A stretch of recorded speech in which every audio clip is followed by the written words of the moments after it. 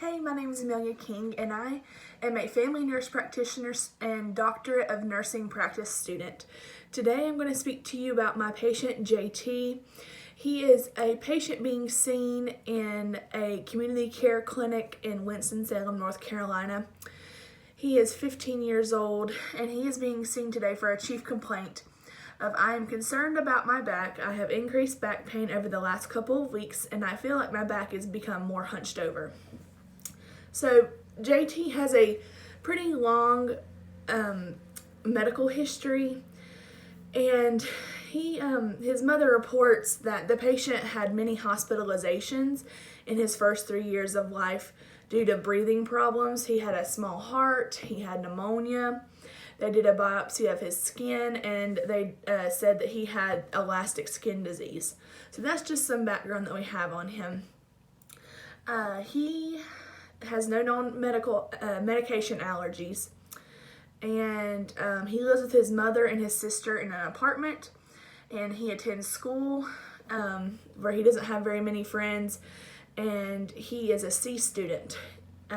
His back is causing him problems to where it's affecting his activities of daily living. So some things that I observed: he is alert and oriented. His skin is very smooth, it's hyperextensible. He has bruising scattered on his arms.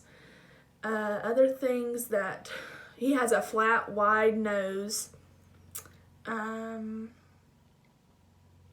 Okay, I may say this wrong, but micrognathia extenuated by neck extension.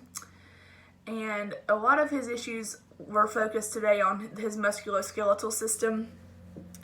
So a couple things listed. His spine shows right-sided lower thoracic curvature. His bilateral upper extremities are elongated, and he has very long, slender fingers. His joints are very hyperextendable, and he also reports that his joints pop and crack. And so some of the differential diagnoses for this patient are hypermobility syndrome, Marfan syndrome, and hypertrophic disorder of the skin. And some official diagnoses for this patient are Ehlers danlos syndrome, micrognathia, and scoliosis. So the plan for JT is doing a lot of education on pain management, things that can help alleviate his pain without using narcotics, suggesting Tylenol as needed for pain, also recommending ice and rest when needed. And also he needs many referrals to see specialists to clear him for potential surgery. So he'll need to be seen by a genetic counselor to confirm the diagnosis of Ehlers-Danlos syndrome.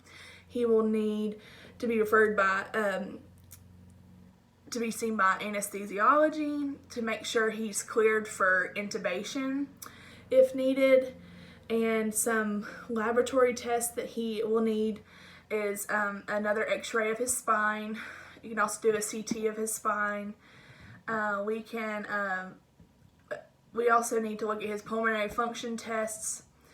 And after all the referrals are done, it would be good for JT to follow up back with us to see him again, to see if he's been cleared for surgery.